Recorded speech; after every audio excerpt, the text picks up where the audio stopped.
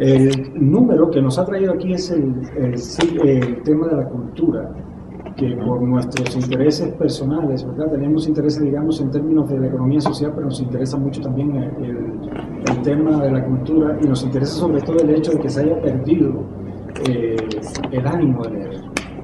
Entonces, este tercer número, que es el que estamos preparando ahora, está un poco orientado a generar una visión menos estrecha de la economía social desde la perspectiva de la cultura, o sea, cómo la cultura puede incidir en un mejoramiento de la economía que socializa, digamos, el bienestar, ¿no?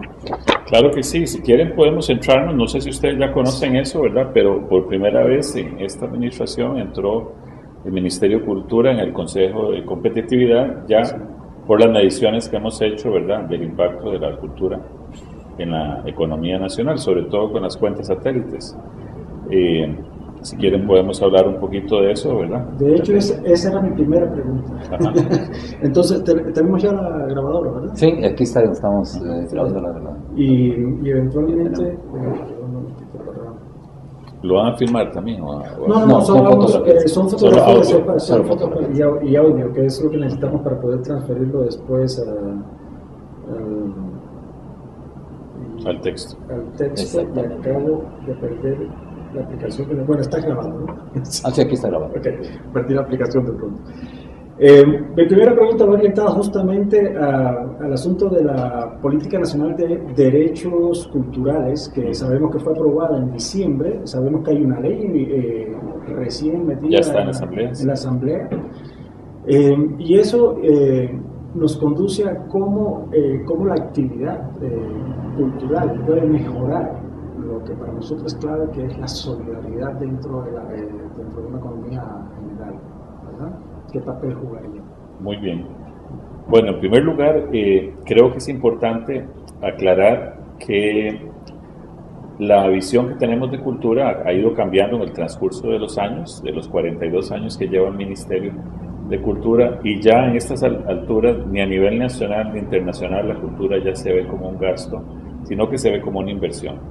Ese es el primer punto que hay que aclarar. ¿Por qué se ve como una inversión? Porque genera muchísimos recursos, genera mucha riqueza, en algunos países más que otros, pero casualmente, al iniciar nosotros aquí la gestión hace 4 años, decidimos darle un gran impulso a la cuenta satélite de cultura y poder tener indicadores como los que tenemos ahora, que nos demuestren cuánto la cultura le está aportando al país en términos puramente económicos.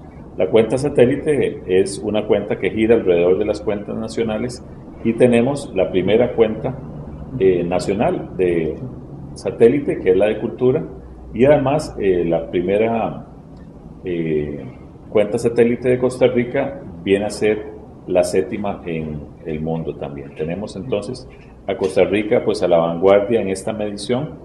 Logramos medir hasta ahora el sector editorial, audiovisual y la publicidad, que nos está generando un 1.4 de la economía nacional. Estos indicadores que se han hecho en alianza con el Banco Central, el Instituto Nacional de Estadística y Censo, con el Estado de la Nación, con el Instituto Tecnológico, y pues en fin hemos tenido también apoyos, por supuesto, del Ministerio de Hacienda. Así que son digamos, números muy concretos y muy serios ya de qué es este primer paso.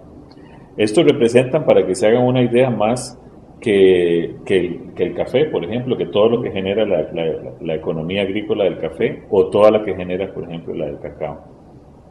Y solamente hemos medido tres aspectos. Eso nos lleva... Son unos indicadores altos. Indicadores altos. A nivel internacional, la media de la economía mundial, en lo que significa a culturas creativas, está en el 5%. Hay países que llega al 9 hasta el 10%, pero la media, digamos, internacional es ese 5%. ¿Eso qué significa?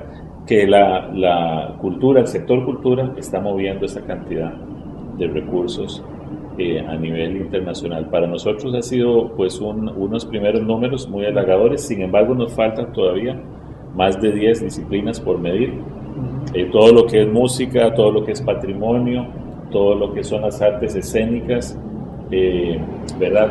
Todo lo que está vinculado también al turismo cultural, en fin, es una gran beta que tenemos y que estamos empezando a posicionar, y como le decía, ya Costa Rica está dentro del Consejo de Gobierno de Competitividad, lo cual nos pone pues también a la vanguardia de lo que es el desarrollo nacional, pero además un desarrollo que tenga en cuenta, ¿verdad?, la cultura, y que tenga en cuenta casualmente lo que ustedes trabajan, al ser humano como el centro, ¿verdad?, solidario y social de este desarrollo. ¿Por qué? Porque el invertir en cultura, que es el lema nuestro, ¿verdad?, es invertir en las personas, invertir en la gente. Entonces este crecimiento económico tiene un valor añadido, además de que lo que genera en términos económicos, genera muchas otras cosas también, ¿verdad?, en calidad de vida, en seguridad ciudadana, en salud, ¿verdad? Me parece que es un buen momento en el que estamos ahora. En relación con lo de la cuenta satélite, estuvimos echando un vistazo un poco a los indicadores que se usaron, a la metodología que se usó, y una de las cosas que nos llama la atención específicamente, esto en realidad es como una nota aparte que en medio de la lectura que hicimos para poder llegar acá, y es justamente la inclusión de la publicidad como indicador económico. Y vi ahí que en Costa Rica es el único que lo está incorporando como indicador para la cuenta satélite. Así es, pero hay que tener en cuenta que lo que se está tomando en cuenta de la publicidad es puramente el sector cultural, no es todo. Okay. Es, por ejemplo, el más del 90% de lo que se produce en publicidad es gracias, ¿verdad?, al sector creativo, todo lo que es diseño, todo lo que son, ¿verdad?, la música, los actores, los locutores. Si usted ve el sector publicidad, el más del 90% de lo que produce viene incorporado por el sector artístico. Entonces solamente ese porcentaje es el que se está teniendo en cuenta. Bueno, la duda mía, ¿sí?, venía por la idea de que la publicidad en sí misma no es considerada arte. Y me llamó mucho la atención que estuviera incorporado. Entiendo ya el punto que me ha provisto ahora, ¿no? Claro. No, y es que ahí volvemos también al tema de su primera pregunta que no terminé de contestarle, que es casualmente, no estamos hablando solo de arte, estamos hablando de cultura, que es mucho más amplio, ¿verdad? Sí. El concepto cultural, y ya no solo las artes escénicas, no son solo las bellas artes, que era como se creía antes, sino que la cultura realmente es casi todo lo que nos rodea, ¿verdad? Va desde la gastronomía hasta el turismo, hasta el vínculo con una cultura, digamos, protectora del ambiente, y su relación con todas las otras disciplinas. La política y la ley vienen a tener una alianza muy fuerte con la cuenta satélite de cultura. ¿Por qué? Porque por primera vez tenemos los insumos de qué es el tipo de cultura que cada comunidad tiene que aplicar. Para que usted se haga una idea, la cultura del café es una cultura. Si usted ve una empresa como Café Brit, es totalmente una empresa cultural y creativa, ¿verdad? El director es un actor que de repente empezó a experimentar, ¿verdad?, con nuevos diseños y nuevas calidades, y se genera una economía muy fuerte. Todo este tipo de cosas son las que se están midiendo, ¿verdad? Para que se hagan una idea, de los países más desarrollados, ¿verdad?, como lo son Estados Unidos, Canadá, Japón, Alemania, la mayor fuente de ingresos son las culturas culturales y creativas, las industrias culturales y creativas. El caso de Canadá, ¿verdad?, para que solamente el Circo del Sol, ¿verdad?, es la primera fuente de ingresos de un país como Canadá, ¿verdad?, más de 1.000 millones al año.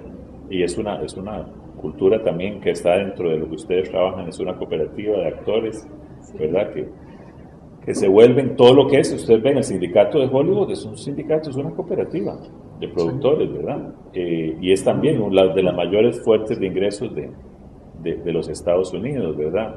Vemos en caso de los músicos en México que están asociados también, es una de las mayores fuentes de ingresos. En Inglaterra, la primera fuente de ingresos es la música, igual que en Jamaica o en Dominicana. Entonces vemos cómo todos estos números vienen a revolucionar lo que antes significamos. Entonces hemos pasado de una economía de manufactura, que era la que teníamos en Costa Rica, con las manos, sembrar el café, el cacao, la caña, a una cultura de mente-factura, en donde lo que está generando verdaderamente recursos son la capacidad creativa, ¿verdad? Sobre todo en temas de diseño, como vimos ahora, de derechos de autor también generados, ¿verdad? Por los escritores, por los músicos, por los teatreros, en fin, tenemos un vínculo amplio, pero además también entender esa parte de la cultura, que es al fin de cuentas lo que se salva cuando los países entran en crisis, como cuando vemos lo que está sucediendo en Europa, por ejemplo. Los países que más han invertido en cultura son los que han sobrevivido mejor las crisis, ¿verdad?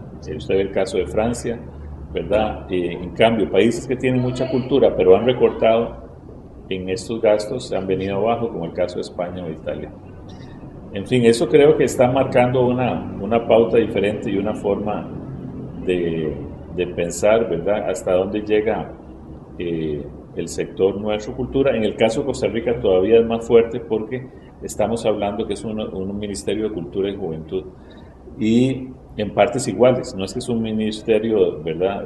Cultura y Juventud es el 50% el que se trabaja en el ministerio, por lo tanto tiene mucha más incidencia en lo que es el desarrollo, ¿verdad? Las políticas de desarrollo de un país, porque es el generador de empleo, ¿verdad? Es el que tiene la capacidad articular de generar confianza, capital semilla en los jóvenes, ¿verdad? Y darle seguimiento con ¿verdad? Con una serie de instituciones que tenemos, las incubadoras, ¿verdad? De las pequeñas empresas. Trabajamos mucho en comunidades. ¿Desde el ministerio?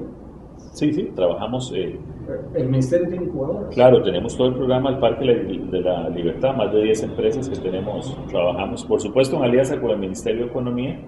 Pero con un enfoque, digamos, cultural. Cultural, totalmente. Sí. Eso es muy importante. Hay una política que no es solo nuestra, que se está viviendo mucho en Iberoamérica. Lo vemos en el libro de Iván Duque, que se llama La economía naranja, en donde ellos dan ya indicadores de qué es lo que está sucediendo verdaderamente en Iberoamérica. Cuando vemos países como Brasil, como México y como Colombia, que se están levantando como potencias económicas, es casualmente por haber apostado por las industrias culturales y creativas. Sobre todo el caso de Brasil es muy claro, ¿verdad? Ellos empezaron con los puntos de cultura al principio de la administración de Lula y es lo que disparó la economía del país, ¿verdad? Apostar fuertemente con créditos a las empresas que ya se habían consolidado y eso generaba mucha confianza alrededor, ¿verdad? Es un multiplicador. Háblenos un poco de esos proyectos específicos que usted considera que fortalecen esa visión cultural de la economía, ¿no? Esa orientación social de la economía a partir de la cultura. En los Costa proyectos Rica, de su administración, ¿verdad? Bueno, sobre todo nosotros nos hemos enfocado a la cuenta satélite, ¿verdad? Como el eje nuestro, que eso sí se ha implementado, ya lo estamos consolidando como una unidad permanente del ministerio, ¿verdad? Que pueda ampliar esas alianzas con todos los sectores, ¿verdad? Las incubadoras que hemos trabajado en diferentes proyectos como el Limón Ciudad Puerto, el Corredor Cultural Caribe también, pero además apoyando muchas otras empresas que no se consideraban fuertes. Digamos el vínculo entre patrimonio también y la industria, ¿verdad? Hemos declarado en toda esta zona de Sarchí varias industrias, ¿verdad? De carácter patrimonial, de hecho las primeras que van desde ¿verdad? Gente que trabaja con la pintura del estilo de las antiguas carretas, pero realmente en todo el territorio nacional hemos apoyado generadores de riqueza. Vea, por ejemplo, uno muy importante, la lucha que tuvimos para que no destruyeran el puente de la calle Real en Liberia.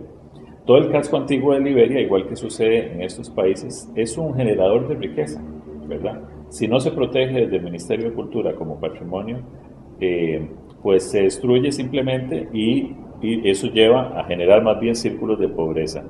En pocos años hemos visto esta aglutinación ya en toda esta zona de la calle Real, por ponerle un ejemplo en Liberia, cómo se han generado una serie ya de empresas y industrias vinculadas a la preservación del patrimonio, ¿verdad? Entonces van enfocados a temas de patrimonio. Las alianzas, como le decía, muchísimas, como el caso, por ponerle un ejemplo, de la casona de Santa Rosa, que es una alianza donde uno ve el tema patrimonial, histórico, pero también natural, porque está el Parque Santa Rosa, está la hacienda. Eso ha generado muchísima riqueza también a nivel turístico, ¿verdad? De empresarios. Entonces, es una forma, digamos, de demostrar, por ponerle algunos ejemplos, cómo con un poco de impulso desde este ministerio se puede generar muchísimo trabajo y mucha riqueza.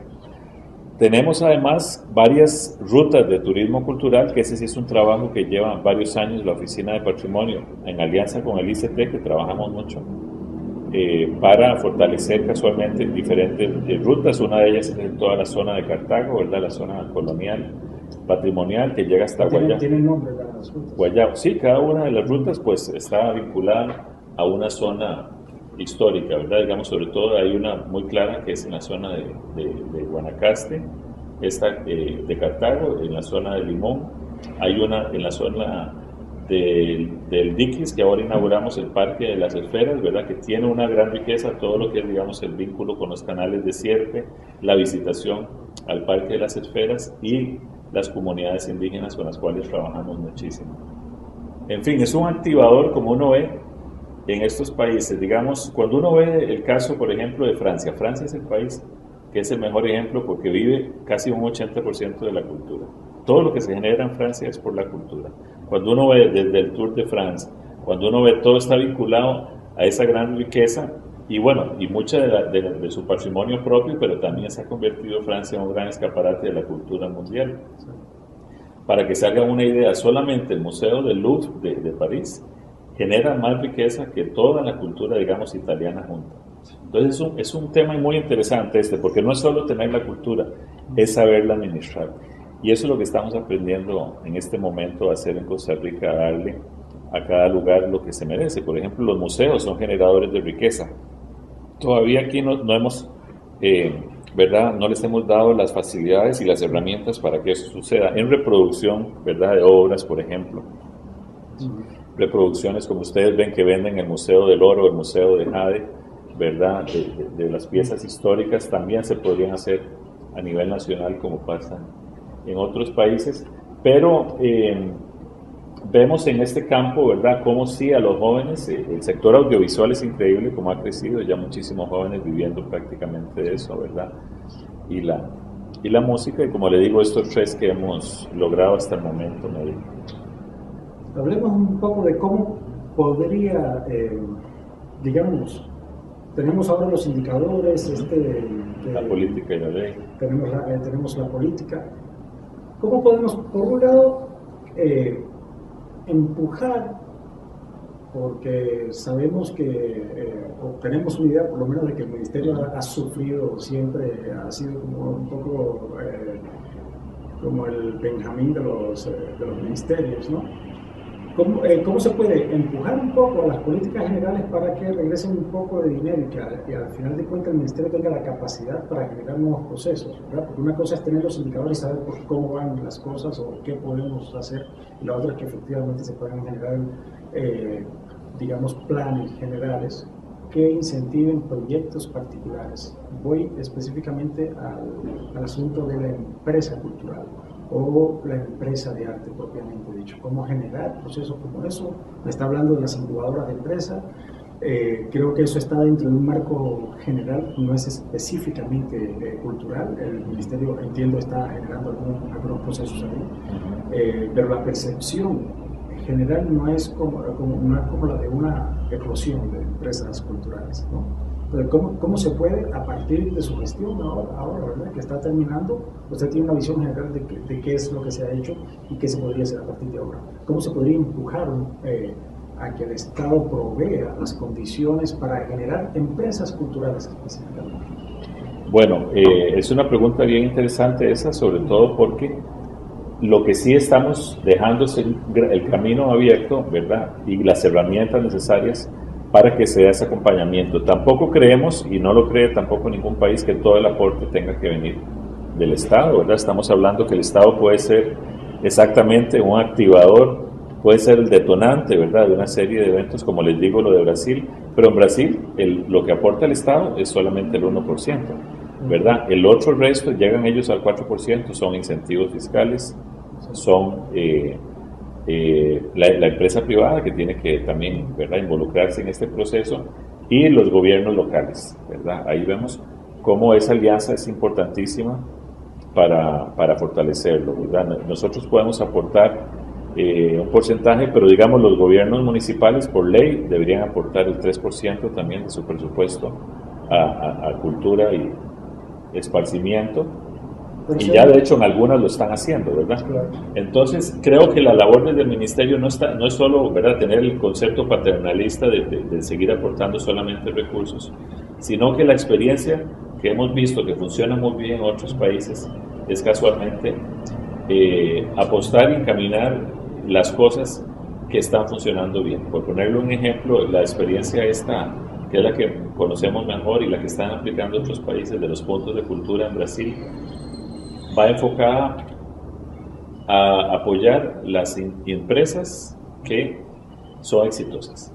Eso es muy curioso, porque el problema a veces de verdad, tanto de apoyar emprendedurismos nuevos que fracasen, es que generan desconfianza después, ¿verdad? Y el tema de las incubadoras, que casualmente lo que hacemos de aquí es acompañar para que esas, ¿verdad?, economías no fracasen y generen mucho más riqueza.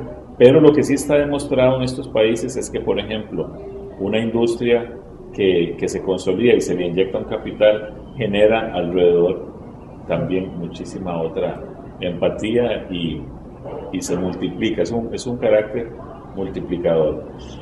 Hay dos cosas que son importantes. Una, reconocer la importancia económica que tiene, ¿verdad?, la cultura, pero también que no se convierta solamente, ¿verdad?, en una visión de que la cultura tiene que ser rentable, porque hay mucha, ¿verdad?, cultura, como usted bien lo decía, en las bellas artes, que no tiene por qué ser rentable, pero sí se ve beneficiada de todo este movimiento. O sea, por decirlo de la otra manera, unas cosas pueden financiar a las otras, ¿verdad?, que sean menos rentables. ¿Qué es lo que tenemos ahora con estas dos herramientas? Que lo que hemos recibido con esta consulta, que ha sido enorme para la política y la ley, son más de 3.000 personas que han participado en este proceso, y por primera vez tenemos una visión de cuál es la cultura que las comunidades quieren que se aplique, ¿verdad? No es la que desde los estados queremos decir, bueno, yo quiero llevarle violines y música clásica y los grandes, digamos, representantes de la cultura universal a todas las comunidades. Eso pues ya se hizo, ¿verdad? Eso se ha hecho muchos años. Pero ahora estamos recibiendo cuál es el tipo de cultura que las comunidades quieren recibir.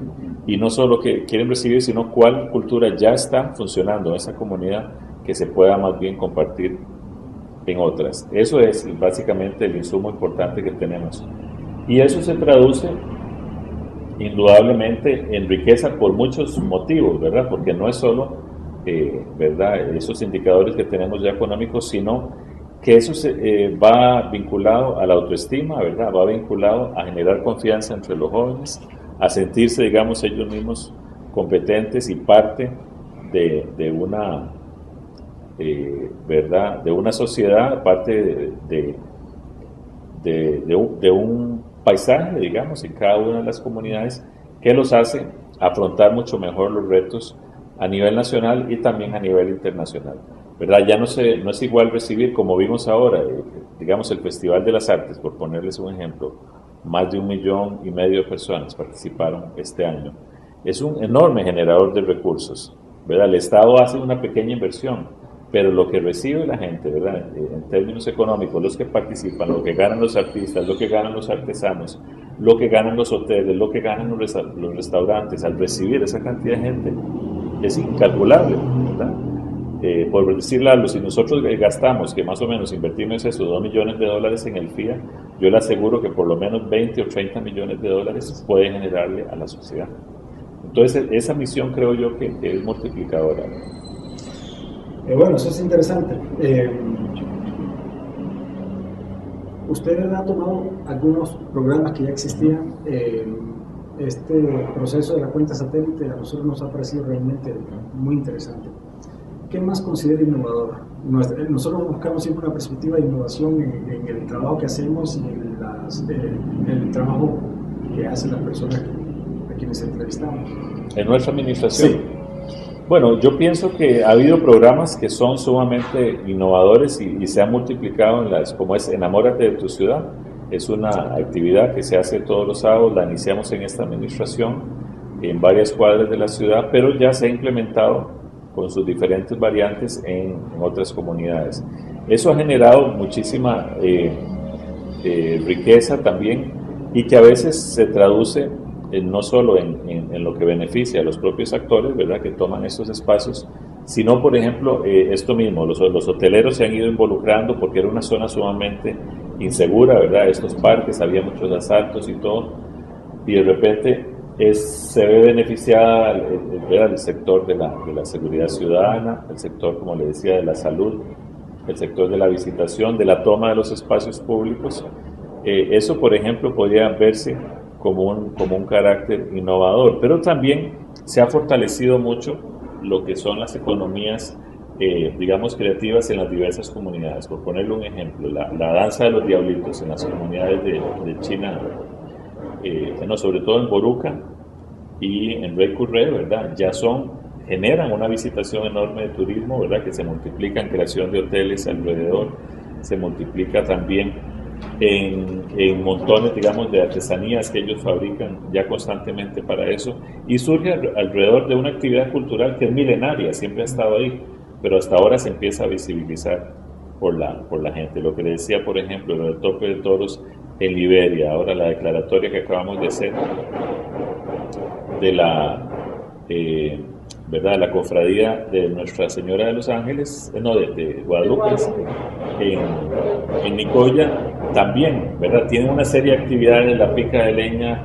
que ya esos son, digamos, cosas puntuales, que no es para nada novedoso, porque esas cosas son milenarias. Lo que es novedoso es que la gente entienda eso también como cultura, ¿verdad?, que lo entienda como parte de lo que le está generando riqueza y no se destruya, ¿verdad? Vemos cosas que hemos tratado de estar protegiendo. Ahora mismo vimos como toda esta revuelta del edificio nuevo de la Asamblea. Esta es una zona que cada vez tiene mayor visitación porque es la zona de las pocas zonas históricas que le quedan a San José también. Imagínense eso, lo que ya genera también en términos de recursos. Considero que en términos generales lo que hemos aportado esos 4 años va enfocado sobre todo en esa línea, ¿verdad? ¿El programa de becas literarias? Eso también, eso es de esta administración porque se fortaleció el Colegio de Costa Rica, ¿verdad? Y las becas que da el Colegio de Costa Rica Literarias, pues se volvieron a retomar. Esto, digamos, no es exactamente nuevo, pero sí estuvo mucho tiempo en desuso, muchos años, ¿verdad? Yo no había oído hablar hasta hace 2 años. El Colegio de Costa Rica era una institución que trabajó mucho tiempo. Pues se dan apoyos, ¿verdad? Se dan algún tipo, ¿verdad?, de becas, taller y los apoyos, ¿cómo se llaman, Elena? Económicos a proyectos específicos. Pero el Colegio de Costa Rica. No, el Ministerio. Esas son las... No, es que está ProArtes. ProArtes, exactamente. La Que ahí dan un fondo. tiene también el fondo de becas. Y en las becas. Y ahora el Colegio de Costa Rica, que eso hace unos años, cuando se había creado, no existía, digamos, era un espacio venían escritores de otros lados, conferencias, actividades como literarias, pero no daban becas. Ahora, digamos, esa es otra parte del programa que sí. Yo he participado un par de veces, con muy poca fortuna, con el tema de las becas literarias. Así. Sí. Y luego están también apoyos, digamos, específicos que hemos trabajado con diferentes bancos, ¿verdad? En temas de apoyo a emprendimientos culturales, con el Banco Popular, con el de Costa Rica, el Nacional, pero digamos el BID también nos ha apoyado mucho en asesorías de esos temas. De hecho, el libro ese, La Economía Naranja, es patrocinado por el BID. Ellos creen que el verdadero apoyo y desarrollo en América Latina se da a través de la cultura y de la juventud. Por ejemplo, ellos están apostando ahora también, que es lo que queremos implementar aquí, ojalá que se pueda en la próxima administración, es el hecho de poder aportar un capital a los jóvenes, ¿verdad? Capital Semilla, sin necesidad de las garantías que necesitan Claro. y todos los fiadores que eso les ocasiona muchísima Para empresas frustración. Para empresas culturales y creativas, sí. Buenísimo. Sí. Una última pregunta, ministro. ¿Le alcanzaron los 4 años para cubrir las expectativas que tenía? ¿Cómo siente que ha sido, que si ha logrado cerrar un ciclo, digamos? Sí, creo que sí hemos logrado, ¿verdad?, cumplir con la mayoría de los objetivos con los que entramos. Digo la mayoría porque siempre hay cosas que uno quisiera, ¿verdad?, darle una mayor continuidad, como es el tema de juventud. Siempre hablamos del presupuesto de cultura, ¿verdad?, que debe ser del 1%, pero se nos olvida que este ministerio es de cultura y juventud, ¿verdad? Y entonces necesitamos un presupuesto adicional para cultura. Hay que tener en cuenta que el sector de cultura en Costa Rica, ¿verdad?, llega hasta los 35 años y es la mayor parte de nuestra población.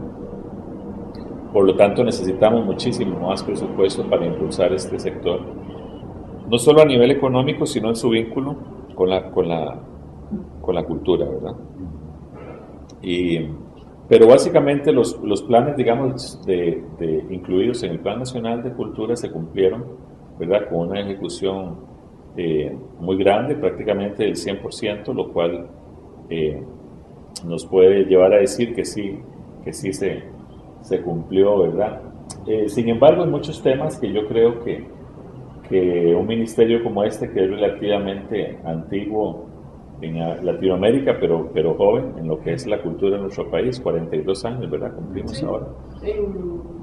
¿Vuelve a cumplir 43. Está empezando a verse ya los efectos que va a causar en nuestra... A veces lo que cuesta visibilizar es ¿qué hubiera pasado, por ejemplo, si Costa Rica, como sucede en otros países que todavía no tienen Ministerio de Cultura, y ahí se ve el rezago, se ve el atraso. Entonces la inversión que hemos hecho en cultura y en educación en el país es algo que cada vez se va a apreciar más de todas las formas, ¿verdad?, económicas y también en calidad de vida. Sí hay grandes posibilidades de que el PIB se sienta fuertemente marcado por ingresos de tipo cultural. Así es, lo estamos percibiendo, lo estamos viendo ahora. De hecho, yo creo que en Costa Rica ya están. El asunto es cómo visibilizarlo, ¿verdad? Cómo entender que eso es parte indudablemente del sector cultura, ¿verdad? Solo un detalle más. No es común en Costa Rica encontrar, por ejemplo, cooperativas o formaciones de la economía social orientadas específicamente a arte, ¿verdad? Como en el caso, digamos, sí, las cooperativas de actores en Venezuela o en Colombia o en México, ¿no? O las cooperativas cinematográficas, por ejemplo. Hay algo probablemente cultural en eso también. Sí, aquí lo que tenemos, lo que yo conozco son en el campo independiente las asociaciones de gestión cultural, ¿verdad? Como lo es, por ejemplo, ACAM. ACAM es una asociación de compositores, ¿verdad? Son sociedades, ¿verdad?, que ellos lo que luchan es por recaudar sus derechos. No es fácil en este país, ¿verdad?, de la propiedad intelectual. Hay otra que se llama AIE, que ellos lo que recaudan es la parte de asociación de intérpretes y ejecutantes, que son los que han grabado, ¿verdad?, discos. Hay un soporte fonográfico y ahí hay un recurso. Luego hay una asociación de productores fonográficos. Esos son los que conozco más de música. En otras disciplinas artísticas hay organizaciones más incipientes y menos constantes, ¿verdad? Estaba la asociación de escritores, que era la que nos ayudaba casualmente a elegir los premios, pero esa ahora mismo se acaba de desarticular. Pero sí, yo coincido en que hace muchísimo más falta, ¿verdad?, que el sector artístico se agrupe en cooperativas también. Sí. Muchísimas gracias. Gracias a ustedes y felicidades por esa revista, se ve muy bonita. ¿Me dejan alguna? Tal vez dentro de la pregunta anterior de las innovaciones, Ajá. tal vez es el nuevo concepto que se le dio, ¿verdad?, el enfoque a la feria del libro, ¿verdad?, porque no era solo la venta, como decía antes, sino, ¿verdad?, que se hizo también había música, había, ¿verdad? Y el ministerio empezó a coproducir el año pasado. Bueno, ahí sí, la Feria del Libro fue un caso muy interesante porque se multiplicó casi por 10 los ingresos desde que el ministerio le dio un apoyo a la feria, y ya un apoyo económico, y permitimos que la entrada fuera libre. Entonces la gente tiene mucho más plata para comprar los libros, ¿verdad? Metimos actividades también culturales y conciertos, entonces llegaba mucho más gente y ese efecto se multiplica. Tenemos un caso sumamente innovador que ya es solo ese merecería un artículo también de ustedes, que es el Parque de la Libertad. El Parque de la Libertad es, nosotros inauguramos en esta desamparados, sí, el CETAP, que es el Centro de Industrias Audiovisuales. ¿Dónde queda eso? En Patarrá, digamos como entre, sí, como entre Desamparados y